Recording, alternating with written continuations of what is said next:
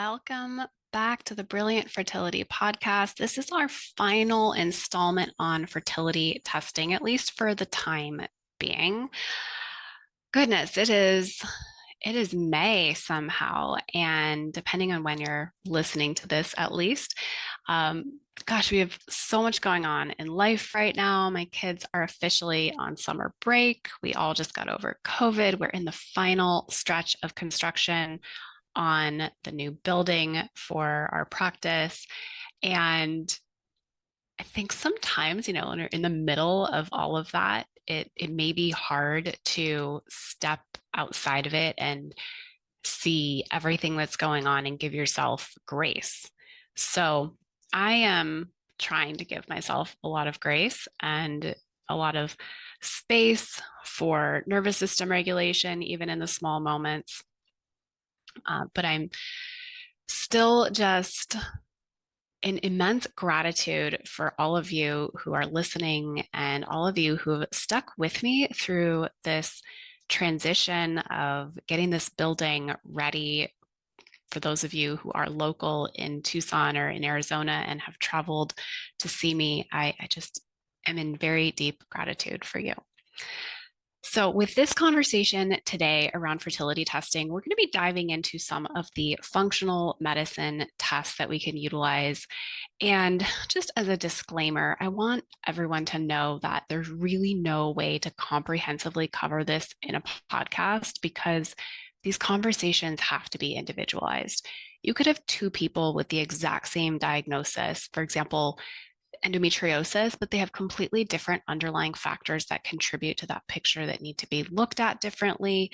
So I think the biggest takeaway from this entire series of fertility test conversations should be that you are unique and your approach should be customized to you as the unique individual that you are. So I do want to make sure that we cover some of these types of testing, and especially the ones that I find value in, because I do see a lot of content on social media, especially basically guiding people towards tests that I have not found much value in either. So there may be some controversial takes here today. So I want to reiterate that for any test we run, I am asking the question, will this test give us anything that will change what we're doing? Are the results of this test going to change our plan? And if not, why are we testing it? Now, sometimes that answer is going to largely depend on whether the practitioner has knowledge of something deeper. So if you have a practitioner who hasn't done any education in nutrition as it relates to fertility, they may tell you, oh, nutrition has nothing to do with your fertility status. And we know, for those of us who have had hundreds and hundreds of hours in nutrition training, that that's bogus, that nutrition absolutely influences your fertility status. So that question, I think we also need to relate to who's asking it as well. But let's dive in. It's really important that I think we cover some of these so that you know that there are some options to dig deeper, especially if you're sitting in front of a provider who's run the bare minimum and is telling you, we don't know, you just need to go pursue IVF. It is a bit of a dilemma because largely people can be asymptomatic with the symptom of infertility being the largest presenting symptom. And if there aren't other things that guide a practitioner towards testing, that's where you may have some of that denial in testing. So go back to our part 2 in this series so that you can better understand how to get the tests that you need run. Sometimes that does mean just looking into working with a different type of provider. So I'm going to discuss some of the popular tests that you've likely seen as you've scrolled through social media, like the Dutch test or the GI map test. And I'm also going to cover some tests that I haven't seen a lot on social media about, but that I have found immense value in practice. So when I say immense value, I mean we have these results, we treat based off of them, and then we see a change in picture, an improvement in menstrual cycles or pregnancy, getting pregnant, staying pregnant finally after years of infertility or recurrent pregnancy losses. That is where I find value, right? So if we actually see a difference in a person's health, in their symptoms, and in their body's ability to conceive. So what are some of these tests, and really, what is it that I'm looking for? What am I trying to understand about the body? There are 5 areas that I want to highlight. So one is adrenal function. It's really challenging to assess adrenal function on a blood test, especially a single blood test alone. Mitochondrial function. A lot of times we can gauge based off of someone's symptoms if there is mitochondrial dysfunction, but there are actually some pretty interesting tests that can give us more clues about how to properly support someone's mitochondria. Inflammation, the microbiome, and underlying infections. So these are areas where functional testing can give us a lot more information than just brushing a symptom off as like, well, you're not dying, so it must be normal. So let's start with the adrenal function. I already mentioned it's really challenging to get an idea of adrenal function from a blood test alone because it's just such a brief snapshot into someone's hormones, and something stressful happens on the way to a blood test, or the phlebotomist has to poke someone 4 times, then your stress hormones are likely going to go up and skew the results of that test. So I like to use either a salivary or a urinary collection kit that allows someone to collect multiple times throughout the day and give us a better idea of not only their circadian rhythm, but their total output of those stress hormones.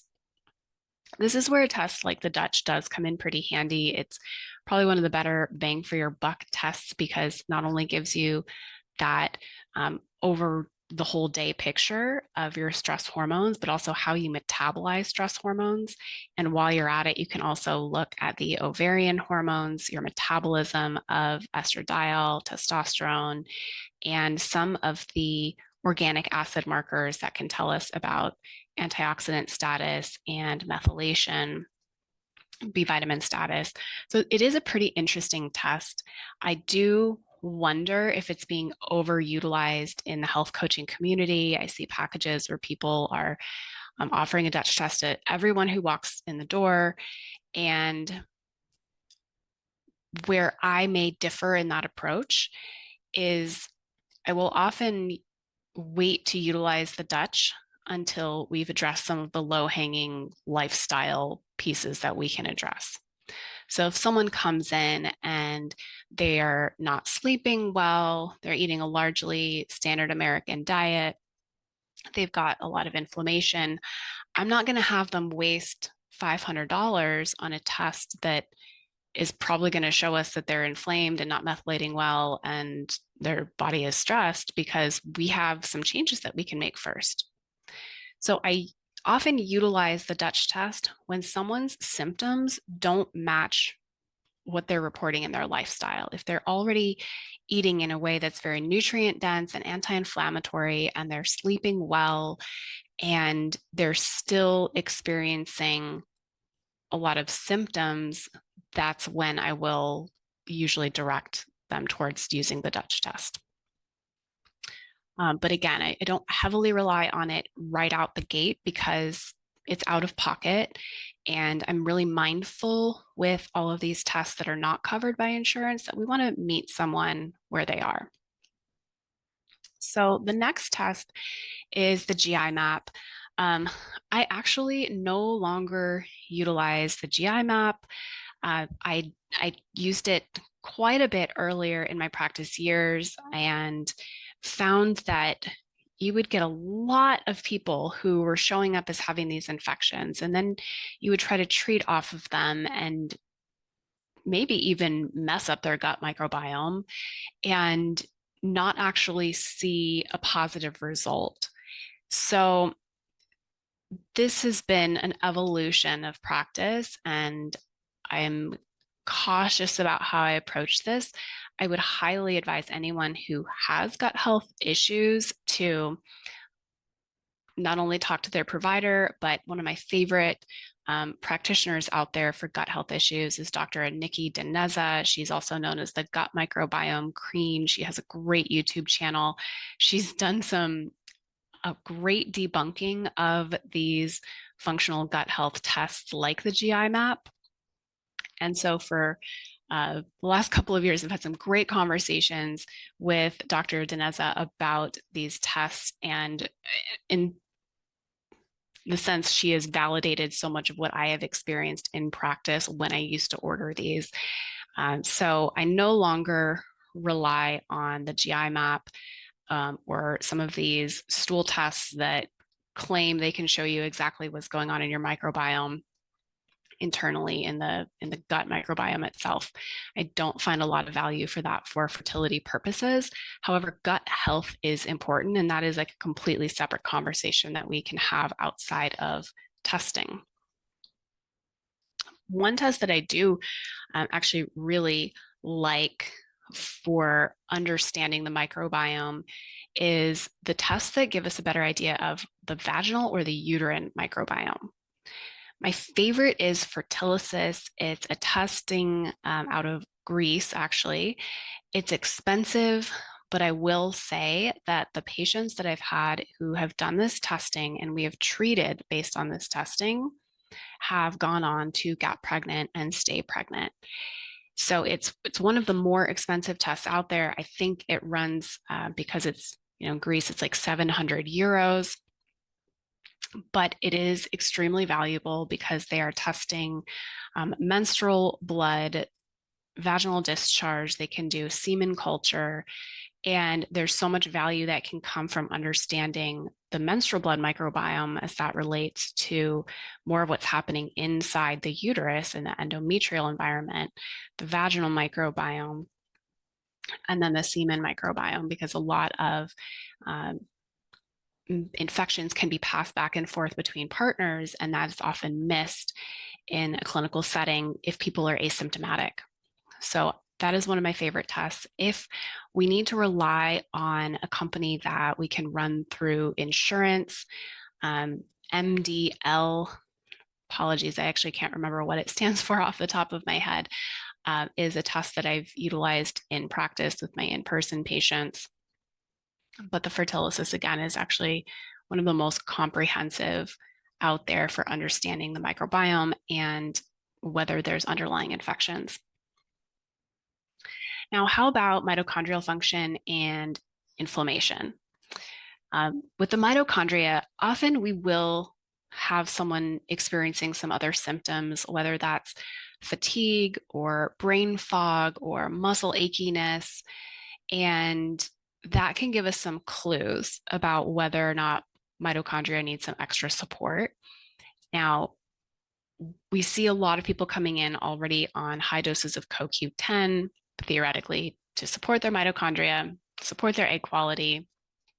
But there's actually other cofactors that can be really important in supporting mitochondria as well. So this is a scenario when I highly suspect that there's an issue and someone's been trying for a while, and we have already been utilizing good quality CoQ10, I don't want to miss an opportunity to support differently. So for this testing, I like the Genova metabolomics test. This is a kit that can be collected at home via urine. The urine is picking up the organic acids, which are essentially metabolites of our cellular function. So as our cell metabolizes vitamins, nutrients, antioxidants, it will put out certain organic acids that tell us how well we're utilizing those, if we're getting enough of these cofactors. I personally have done the metabolomics on myself. I found it very interesting and valuable. My unique situation was post-COVID, I experienced some menstrual irregularities, including short luteal phase, and I was also experiencing brain fog. So I suspected highly that there was some mitochondrial dysfunction occurring as a result of having had COVID, and that metabolomics test did pick up on increased inflammation and mitochondrial dysfunction. And spoiler alert, it wasn't CoQ10 that my body needed. So I was able to be much more targeted in what type of support I needed and recover more quickly as a result as well. So I do like that test. I've seen value in treating based off of the results that we get. And it gives us an overview of not just the mitochondrial function, but are there markers that show signs of increased toxin exposure, inflammation, and overall cellular oxidation. So I find a lot of interesting markers in that test. I mean, I am such a nerd. I actually really enjoy going through these tests. And if someone has unlimited resources and they're just like, money is no object, and it's like, this is fun because we really get to dive into these. But I also want you to know that you don't have to go spending $5,000 to run all of these tests when you also have someone who can do a really thorough intake and better understand how to target these tests towards the story that your body is telling. I'm just checking my notes to make sure I am not missing anything really important here, but I think I covered the majority of what I wanted to make sure I covered today in terms of how I utilize some of these tests, what I'm specifically trying to understand about the body by using these tests, and which ones have been of highest value for me in my practice. As always, if you found something valuable from this, please let us know. I love when people reach out through Instagram, through email to let me know what this episode gave them. And if you have a moment to pause and leave us a review, leave us a rating on your favorite platform. This helps get this podcast in front of more people like you who are looking for support. And I so appreciate that. I will say that I can't give individualized advice through email or Instagram, but I'm always open to your feedback. And if you have questions, I can give you direction on what the next best step might be, but I can't give medical advice through those platforms. So just please be aware of that. And in our next episode, I'm super excited. We are going to be covering one of our, what I would call like one of our VIP case studies, which I'm just so thrilled to be bringing to the podcast. And in June, next month, we'll be running our summer 3-day fertility retreat. And so keep an eye out in your email. If you're not on our email list already, I will drop a link to our newsletter in the show notes for today, so that you can make sure you're the first to know when we are enrolling for that 3-day fertility retreat for the summer. That'll be starting June 12th. So have a wonderful rest of your day, and hopefully this gave you some insight into what other testing is available to understand your fertility and some of these underlying factors like your adrenal function, your microbiome, and your mitochondrial function and inflammation. These are all factors that can heavily influence fertility, and there are ways to test, and we have to be individualized about this. There's no cookie cutter approach that I would apply to every single person out there. So keep that in mind as you approach this. I know sometimes it can feel like you just want to test everything. You want to throw everything at the wall and see what sticks. But that tends to create more stress in the long run, right? So when we can get targeted, we can simplify. And when we can simplify, we can bring those stress levels down as well and create a lot more space for living life and enjoying life while you are awaiting your healthy baby. Sending you so much love as always. See you next time.